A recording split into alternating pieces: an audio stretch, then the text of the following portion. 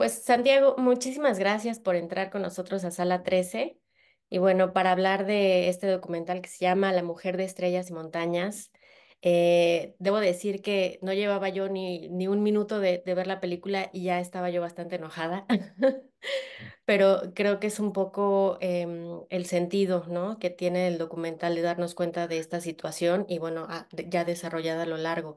Sé que, dime si no, pero sé que descubrí esa historia a través de un párrafo que estaba en un libro y de ahí, ¿no? Se amplió toda la información a través de tus búsquedas y llegaste al descubrimiento o redescubrimiento de esta historia que de alguna manera, pues en algunos lados, como por ejemplo en la obra de Víctor Hugo Rascón pues la vimos y la vimos en el teatro también gracias a Luisa Huertas y su interpretación, eh, pero acá le das otro sentido. Me gustaría que me contaras un poco qué fue lo que descubriste, qué fue lo que te llamó la atención.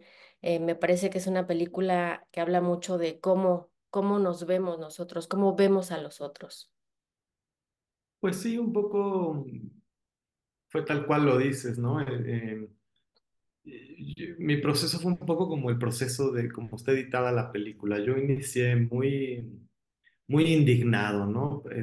Diciendo, ¿cómo es posible que una persona sea privada de su libertad durante 12 años, sea recluida en un hospital psiquiátrico y que sea diagnosticada con esquizofrenia cuando nadie realmente le ha hecho una entrevista clínica en su propio idioma y cuando nadie se ha tomado ni siquiera la molestia de agarrar un libro y decir, bueno, ¿qué piensan los rarámuri del mundo y cómo lo entienden? Y Mm, entonces a partir de ahí pues puedo tratar de entenderte mejor como persona, ¿no? Eh, y eso me parecía pues muy indignante. Y a partir de que conocí a Rita y de que conocí a Juanita, surgieron dos preguntas muy importantes, ¿no? La primera era ¿quién era Rita? Y, y entenderla a partir de intentar responder esta pregunta, de conocer a personas que la conocieron durante su juventud, de, de, de ver el lugar donde creció, donde vivió, pues creo que un poco Javier Campos, que es el editor y guionista y productor junto conmigo, y yo, eh, dejamos de ver a Rita no solamente como una víctima, sino que empezamos a ver la historia de una mujer verdaderamente fascinante, ¿no? De ujú, una mujer que nunca, eh, desde mi punto de vista, se conformó con cumplir los roles que se esperaban o que se imponen a una mujer y que decidió vivir su vida a su estilo y con su propia, digamos, peleando a su propia forma por ser libre a su manera y me parece que eso pues es fascinante, ¿no? Y ese descubrimiento de Rita fue pues muy enriquecedor.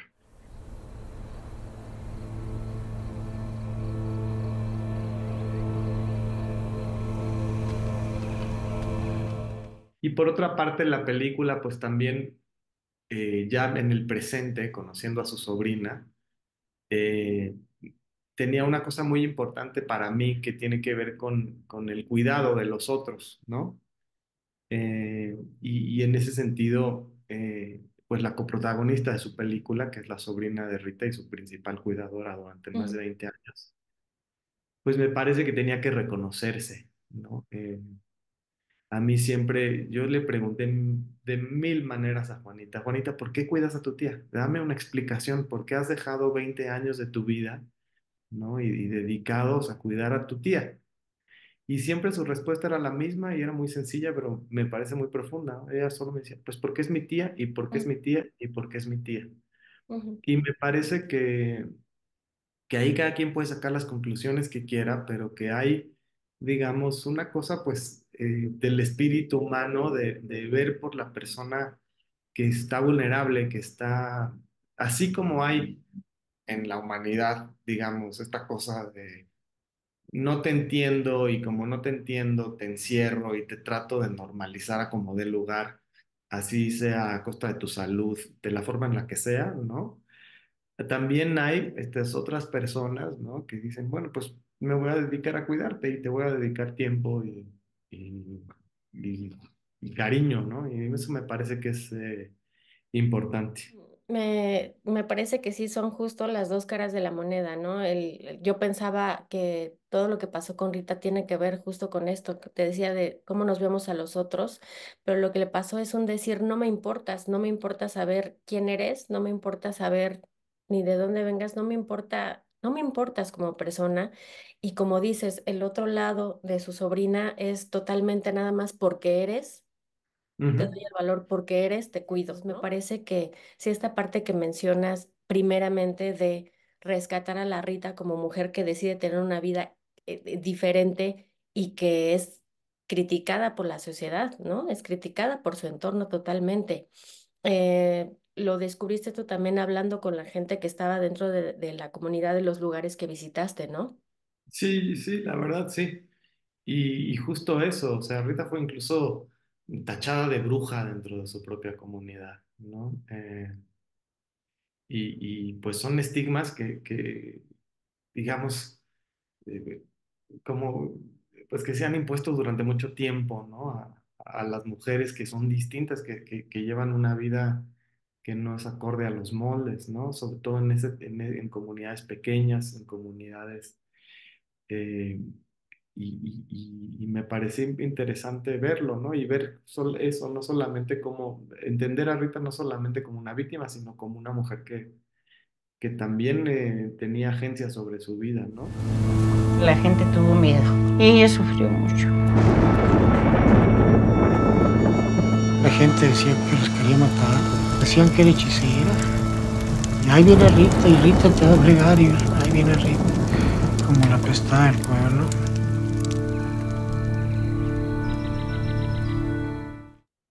Y eso me parece súper valioso, mucho más cuando estamos hablando de personas indígenas, ¿no? Porque siempre nos vamos a este lado de victimizarlos, de ver como si tuvieran condiciones inferiores y entendiéndolo, sí, es así, pero también hay una riqueza muy profunda que no estamos viendo, ¿no? También hay el valor de su decisión y el valor de sus palabras y, por ejemplo, no se toca mucho, pero también es entender que las lenguas indígenas son todo un universo, ¿no? No se hablan de la misma manera que se habla el español o el inglés o el francés, lo que sea, ¿no? Es toda una cosmogonía ahí que está inmersa en cómo se traducen los lenguajes y las lenguas indígenas. Entonces, Y es cada pueblo justo, es distinto y hay y mucha diversidad ahí mismo, ¿no? es justo si esta película puede ayudar a entender un poquito que la diversidad en ese sentido existe, ¿no? Y que es que tenemos que darnos la oportunidad de conocer al otro porque vivimos y somos parte de la misma cultura, del mismo país, pues me parece que es importante, ¿no? Es un atisbo a esa parte. Además de luego, pues dar un salto también hacia los conflictos que vive, por ejemplo, la sobrina dentro de su comunidad, ¿no? Una realidad de violencia, de no vivir en paz, ¿no? También te vas a esa parte. ¿Cómo lo abordaste esto, Santiago? Pues era la realidad que teníamos enfrente, la verdad, y que tenemos todavía, porque Juanita en este momento está viviendo en condiciones de desplazamiento interno, ¿no? Ella tuvo que dejar su casa en la ciudad de Chihuahua, que construyeron ella y su esposo durante muchos años con mucho esfuerzo, y por razones de violencia se tuvo que ir a refugiar en otro lugar, ¿no? Entonces,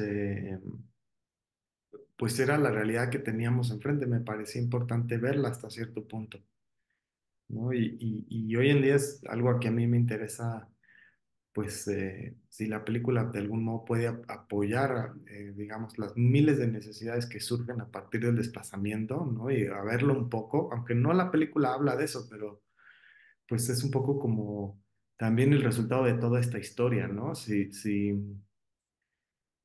Y de cómo las vulnerabilidades se van acumulando una tras otra y duran generaciones. Entonces, me parece pues que es importante empezar a plantear formas de realmente romper eso, ¿no? No sé cuáles son, pero Claro.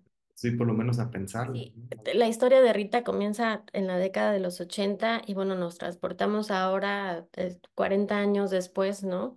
Con cómo está la vida de su sobrina y pues a lo mejor, claro, no son las mismas condiciones, pero pues hay, como dices, un sentido que sigue empujándolos hacia afuera de alguna u otra manera, ¿no? Ya sea por la cultura, ya sea por la violencia, ya sea por, eh, Y entonces, pues sí, ¿no? Es como llamarnos la atención ahí de qué es lo que está pasando, porque finalmente también de lo que estamos hablando aquí mucho es del rezago social, ¿no?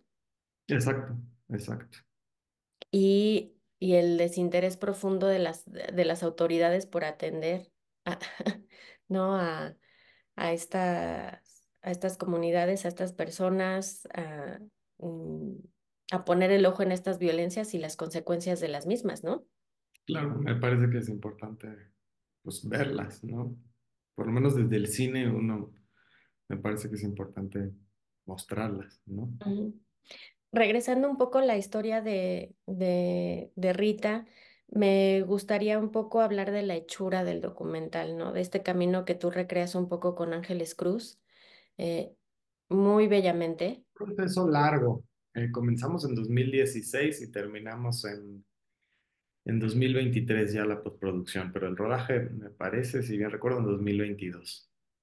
Durante este proceso, pues, digamos, por lo menos desde la forma en la que yo he intentado trabajar, es como de tener un equipo pequeño, que seamos, que nos podamos mover rápido de un lugar a otro, que nos llevemos bien, que estemos todos, digamos, Ujú.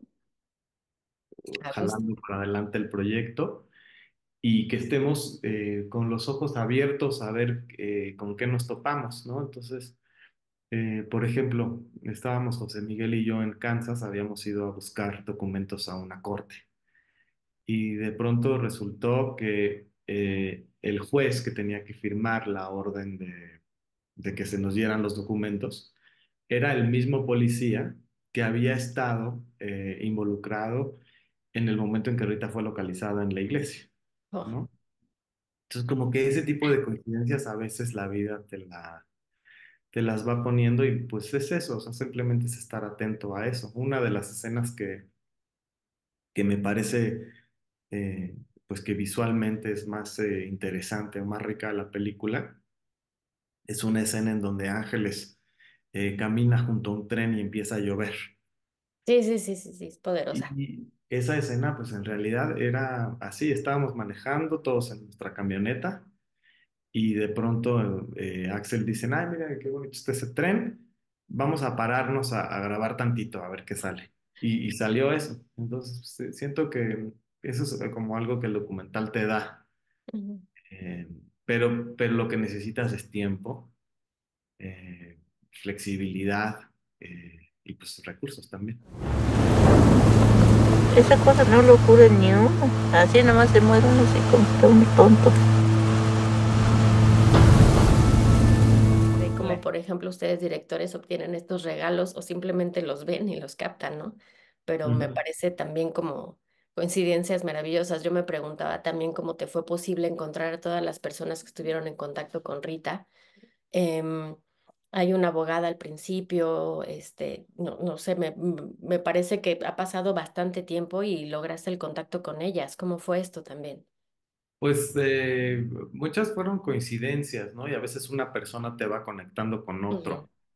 Este, a Tori la localizamos llamando a su trabajo, al trabajo que tiene hoy en día, ¿no? ujú, Un trabajo como árbitro legal pues logramos localizarla y llamamos a su oficina de hoy en día y ahí pues y luego ella nos conectó con Lilia, que es otra persona, y con Mary Sánchez y así fuimos pues buscando por todos lados y lo mismo en la gente de la comunidad en Cerocahui y en Poroche, pues ahí es un poco más sencillo porque la comunidad es pequeña y la gente tiende a conocerse, ¿no?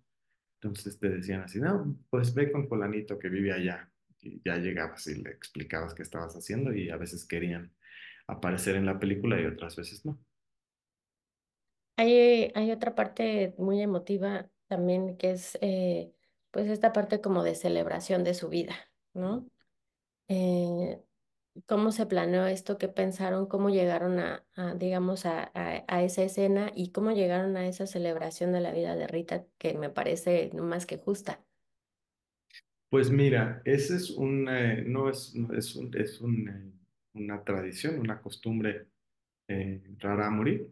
dependiendo de la comunidad, digamos, estrictamente, se piensa que las mujeres tienen cuatro almas y que los hombres tienen tres almas. Entonces, a una vez que fallece la persona, se tiene que hacer una fiesta para cada alma para que puedan, digamos, regresar a las estrellas o pasar al siguiente nivel de existencia. En la comunidad de Juanita y mi teoría es que se han dejado de hacer una fiesta, las cuatro fiestas para las mujeres y las tres para los hombres, y en realidad se hace una sola fiesta, ¿no? Entonces, yo creo que también un poco tiene que ver con el costo económico de llevar a cabo toda esta celebración, porque es costoso para la familia, ¿no? Porque hay que eh, darle de comer a toda la comunidad, hay que preparar tesguino para todos, pozole para todos, sacrificar algunos animales para comer, ¿no? Adornar. Y adornar. Entonces, pues es como preparar una boda, ¿no? Un evento. Y pues lo que hicimos fue pedir permiso con las autoridades indígenas para ver si nos permitían registrar, grabar el evento y estar ahí. Fue un evento que duró 3 días. Fueron rodajes intensos porque casi no dormíamos. Claro. Y pues ahí estuvimos desde toda la preparación, desde cómo se hace la comida hasta ahí. Tenemos horas y horas de material. Después Javi lo fue, digamos, condensando, condensando hasta llegar a, creo que son 10 minutos más o menos de lo que dura la escena, pero al principio duraba como 40 minutos. Pero me parece que tener el registro de eso da como un muy buen cierre y además pues también incluso pues nos acercamos un poco más a como dices, estas tradiciones que están ahí. Al final, bueno, esta película afortunadamente llega ya a los cines, este 25 de abril ya me parece que fue el estreno.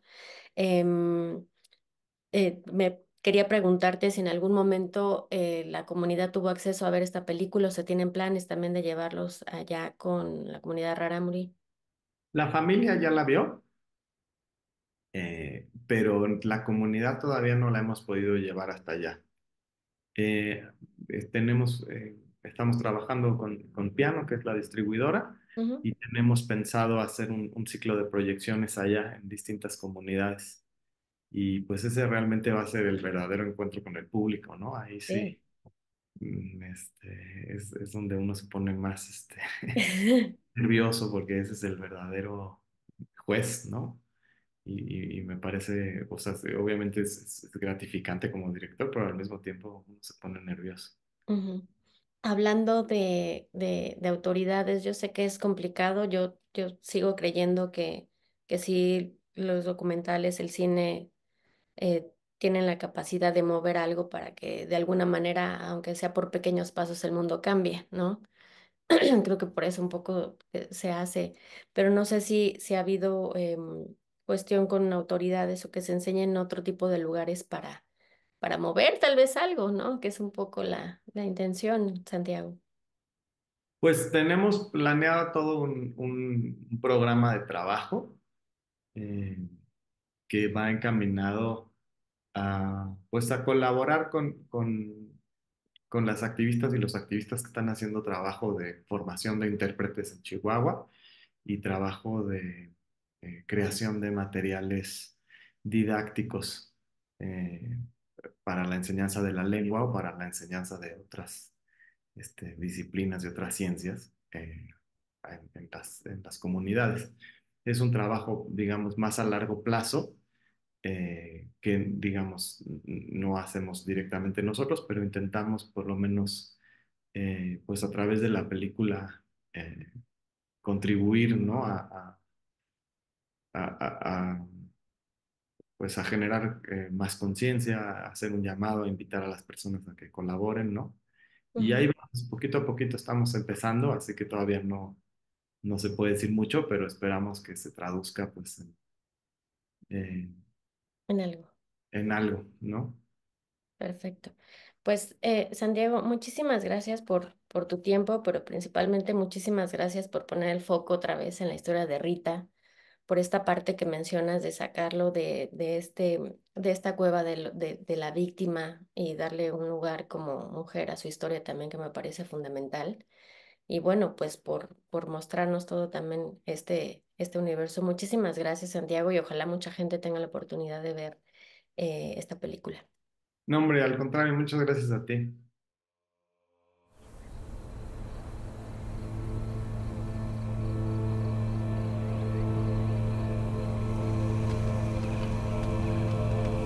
Rita Patiño, la vi muy humilde, muy buena, lo que es una persona buena. Y yo toda la vida he dicho que así fue. Lo que pasó fue que la trataron mal.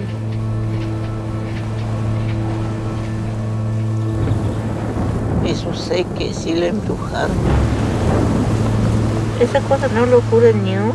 Así nomás se muere uno así como está uno tonto. La gente tuvo miedo y ella sufrió mucho. La gente decía que los quería matar, decían que era hechicera. Y ahí viene Rita, y Rita te va a fregar, y ahí viene Rita, como la apestada del pueblo.